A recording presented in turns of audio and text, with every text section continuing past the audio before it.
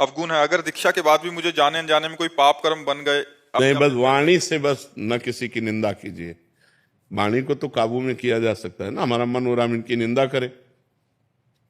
तो कलिकर एक पुनीत प्रतापा, मानस पुण्य होए नहीं पापा। कलयुग में मानसिक पाप नहीं लगता है, तो मन तक आ जाए तो ठीक है, लेकिन वाणी तक ना आने पावे, हम क्रिया में ना उतरने दें। मन तक तो फिर पाप नहीं लगेगा, और क्रिया में उतर गया तो परेशानी। तो क्रिया को तो रोक सकते हो ना, क्यों व्यर्थ में पाप लोगे, क्यों व्यर्थ में दुख मोल लोगे। भाई हमारा जीवन सुख के लिए है, हम दूसरे की निंदा करेंगे तो अपने हाथ कुछ लगेगा नहीं, दूसरे का दोष दर्शन करेंगे तो अपने हाथ कुछ लगेगा नहीं, पाप ही मिलेगा। पर निंदा के किए थे आवत नहीं कछु हाथ, मूर्ख पर्वत पाप को ले चल अपने साथ। तो इसलिए विवेक धारण करके मन को रोकिए कि वो किसी की निंदा स्तुति आदि ना करे। अगर वो कर देता है तो ऊपर से आपके नहीं होना चाहिए, अंदर ही अंदर हो जाएगा तो उसका कोई पाप नहीं लगेगा। बहुत सावधान रहिए, परमार्थ का मतलब है सावधानी रखना। और ज्यादा किसी से संबंध मत रखिए, तो ये फिर बात ही नहीं आती। उठना बैठना व्यवहार बातचीत ज्यादा मत रखिए, अपने काम से काम रखिए और नाम जप कीजिए। तो ऐसा अवसर ही ना आने दो कि चार लोग बैठकर किसी की निंदा स्तुति करें सुने। अपने आध्यात्मिक जो होता है वो अलग जीवन उसका होता है, जो काम करना है वो काम कर दिया, जो व्यवहार में जाना है वो व्यवहार में चला गया, लेकिन बहुत सावधान होते हुए। किसी की निंदा स्तुति से मतलब नहीं। महाराज जी, माताओं बहनों की तरफ दोष दृष्टि हो जाती है, इससे बड़ा भय लगता है अंदर। नहीं, दोष दृष्टि होना ये मन के पूर्व संस्कार है, लेकिन क्रिया ना हो जाए, क्रिया ना होने पावे। दोष दृष्टि तो मन जब तक पवित्र नहीं तब तक जो दृश्य देखेगा तत्काल संकल्प बनाने की कोशिश करता है, पर क्रिया ना होने पावे। हम किसी माता बहन की तरफ दोष दृष्टि मान लो हमारे अंदर हो गई तो राधा राधा वो खत्म हो गया, लेकिन अगर क्रिया हो गई तो फिर जेल भी जाना पड़ेगा। क्रिया हो गई तो आप समाज में निंदा के भी पात्र बनेंगे और नरक भी जाना पड़ेगा। क्रिया ना होने पावे। आंतरिक मन में विकार को हम नहीं रोक सकते हैं जब तक भजन का बल नहीं जागृत होगा, और जब भजन का बल जागृत होगा तो उसको भी रोक लेंगे, वो संकल्प। और मतलब इतना समय ही मत दो, तभी कहते हैं राधा राधा राधा राधा। इतना समय ही मत दो कि कुछ प्रपंच कर पाए, उसके ऊपर इतना बोझा लादे रहो नाम का, कथा का, कीर्तन का, कि उसको अवसर ही ना मिले संसार की तरफ जाने का। अगर अवसर भी मिले तो क्रिया ना करे, क्रिया ना होने पाए, बस इसको रोक ले। नागेश कुमार जी हरिद्वार से। राधे राधे। राधे राधे महाराज जी। गुरुजी, मैं एक वैज्ञानिक पृष्ठभूमि से हूं। मेरी स्वाभाविक रुचि ज्ञान मार्ग व प्रकृति के विश्लेषण में है। महाराज जी, शास्त्र कहते हैं कि आत्मा तत्व अप्राकृतिक है और स्वयं ईश्वर है। महाराज जी, प्रश्न है कि जैसे आप कहते हैं कि वायु विकार के कारण समुद्र लहरों के रूप में परिलक्षित होता है, दिखाई देता है, वैसे ही क्या प्राण ही मन बुद्धि के रूप में परिलक्षित होता है और समाधि की स्थिति में शांत हो जाता है, जिससे आत्मा प्रकाशित हो जाता है? अभी समझ नहीं पाए। आपका प्रश्न है। हाँ, अष्टधा प्रकृति अपरा प्रकृति है। आकाश, जल, वायु, अग्नि, पृथ्वी, मन, बुद्धि, अहंकार। कितने हुए? 8। ये अष्टधा प्रकृति से सब कुछ रचा हुआ है, इसे अपरा प्रकृति कहते हैं। इसके अंदर जो चैतन्य है उसे परा प्रकृति कहते हैं।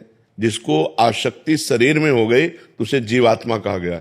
इन दो से ही अनंत ब्रह्मांड भरे हुए हैं। आत्म तत्व के प्रकाश से प्राण और अंतःकरण ये दोनों अलग हैं। प्राण 5 हैं, प्राण अपान व्यान समान उदान। अंतःकरण 4 है, बुद्धि मन चित्त अहंकार। इन सबको प्रकाश आत्म तत्व से प्राप्त हो रहा है। जब आत्म तत्व अपने को भूल करके इनमें तदात्म हो गया, प्राणों में, अंतःकरण में, तब उसे जीव कहा गया। और अब उसको अपनी करनी का भोग भोगने के लिए अनंत योनियों में बार बार जाना पड़ता है 84 लाख योनियां, लेकिन एक एक योनियों में बहुत बहुत विभाग है, तो जीव को भटकना पड़ता है। और जब वो ब्रह्म ज्ञान प्राप्त कर लेता है, यही ब्रह्म ज्ञान कि मैं स्थूल सूक्ष्म कारण शरीर नहीं हूं, मैं अंतःकरण नहीं हूं, मैं प्राण नहीं हूं, मैं इन सबका प्रकाशक हूं, तो जहां अहम ब्रह्मास्मि या शिवोहम, मैं शिव हूं, या तत्वमसि, मैं वही परम तत्व हूं, वो जीवन मुक्त हो जाता है। बात समझ में आ रही जी? क्या जिज्ञासा है?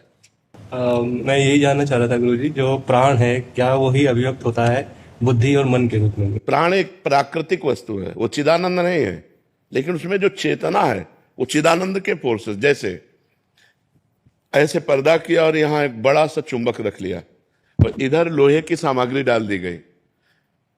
जिधर लोहे का आकर्षण खींचकर चुंबक तत्व से हिलन डुलन होने लगा, लोहे में कुछ नहीं है, वो चुंबकीय तत्व से हिलन डुलन उसमें हो रही। ऐसे प्रकृति में कुछ नहीं है, चेतना से उसमें प्रकाश होने पर हिलन डुलन हो रही। तो प्रकृति का प्राण है, प्रकृति का मन है, प्रकृति का बुद्धि है, प्रकृति का चित्त है, प्रकृति का अहम है, लेकिन परमात्म तत्व जिसे आत्मा कहते हैं उसके प्रकाश से सब चेतन हो रहा है। और जहां जीव सूक्ष्म शरीर को लेकर के बढ़ता है उसे जन्म होता है, जो सूक्ष्म शरीर का प्रकृति का त्याग कर देता है वो अपने स्वरूप में लीन हो जाता है। प्रकृति को स्वीकार करना ही तरंग नाम रखना है। ऐसे जीव नाम रखना प्रकृति से संबंधित होने के कारण, प्रकृति के संबंध का जो कभी हुआ ही नहीं, जड़ चेतना ही ग्रंथि पड़ गई, यद्यपि मृषा छूटति कठिनाई। जड़ चेतन में कभी ग्रंथि पड़ ही नहीं सकती, पर भ्रम से स्वीकार कर लिया गया, मैं स्त्री हूं, मैं पुरुष हूं, ये प्रकृति को स्वीकार किया गया है। तो प्राण कोई चैतन्य घन नहीं है, प्राण में चैतन्यता जहां से आती है वो आत्म तत्व है। प्राण एक जड़ वस्तु है, उसमें चैतन्यता आत्म तत्व से आती है। आत्म तत्व से ही प्रकाशित होकर पूरा अंतःकरण काम करता है। ये सब भागवती के अंदर से, जैसे पर्दे में सब कुछ दिखाई दे रहा है लेकिन बालकनी के नीचे से फोकस आ रहा है, तो आत्म तत्व के फोकस से ही प्रकाशित हो रहे हैं। प्राण जड़ चैतन्य का ये जो भेद स्वरूप अपना अहम है, ये भी उसी से प्रकाशित हो रहा है। सब कुछ उसी से प्रकाशित हो रहा है। सबकर परम प्रकाशक जोई। आप समझ पा रहे? प्राण में स्वयं की सत्ता नहीं। तो महाराज जी, जैसे प्रकृति अष्टाध्यायी प्रकृति हो गई, जी तो जैसे कोई जैसे समुद्र है, तो समुद्र के अंदर तरंग आया जी और फिर वो समुद्र में ही विलय हो गया। जी। तो समुद्र एक माध्यम, समुद्र आधार है, आधार हो गया, माध्यम नहीं है, आधार हो गया। आधार है। तो ऐसे ही क्या जो स्फुरणाएं होती हैं, जी। तो उनका आधार अंतःकरण, न कि आत्मा। प्राण। प्राण तो केवल संचलित करने का काम कर रहे हैं। प्राण इस जीवन को संचलित करते हैं, बुद्धि इसका निश्चय करती है। जैसे एक मच्छर ने हमारे कहीं भी काटा तो पहले हमारे अंदर स्फुरणा हुई बुद्धि में, मच्छर काट रहा है। मन में संकल्प हुआ कहां काट रहा है, तो बुद्धि निश्चय करके बताया कि पीठ में काट रहा है। तो मन ने तुरंत संकल्प किया और हाथ में क्रिया आ गई और हाथ वहां पहुंच गया, काम कर दिया। आत्म तत्व इसमें कहीं नहीं है, ये चेतना का प्रकाश है। बुद्धि में चेतना का प्रकाश है और ये सब जड़ यंत्र हैं। जैसे आप बिल्कुल समझ लीजिए, पूरी फैक्ट्री चल रही है, लेकिन किससे चल रही?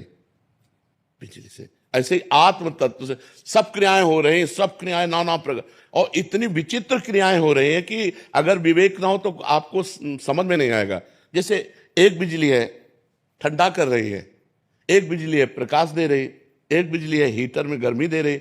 वही बिजली ऐसा कैसे हो सकता है कि गर्म, वही बिजली ऐसा कैसे हो सकता है ठंडा, वही बिजली ऐसा कैसे प्रकाश, वही बिजली ऐसा कैसे बहुत बलशाली मशीनों को चला रही? तो बिजली का यह स्वरूप नहीं है, ये करणों का स्वरूप है।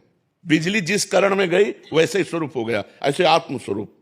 अब ये करण है, कोई बहुत दुष्ट स्वभाव का अंतःकरण वाला है तो वही आत्मस्वरूप का बल उसे दुष्टता प्रदान करेगा। कोई साधु स्वभाव वाले का है, वही आत्मस्वरूप उसे साधुता प्रदान करेगा। बल्कि इनमें कोई बल नहीं। वो ऐसे हुआ कि सब सिस्टम ठप, जैसे बिजली गई तो सब सिस्टम ठप। तो वो बिजली है आत्मा। यद्यपि बिजली प्राकृतिक है और वो चिदानंद में है, कैसे बिजली एक देशी है और वो सर्वदेशी है। तो समझ पा रहे आप जी? खुशी खनेजा जी दिल्ली से। श्री हरिवंश महाराज जी, महाराज जी आपके चरणों में कोटि कोटि प्रणाम। आपके श्री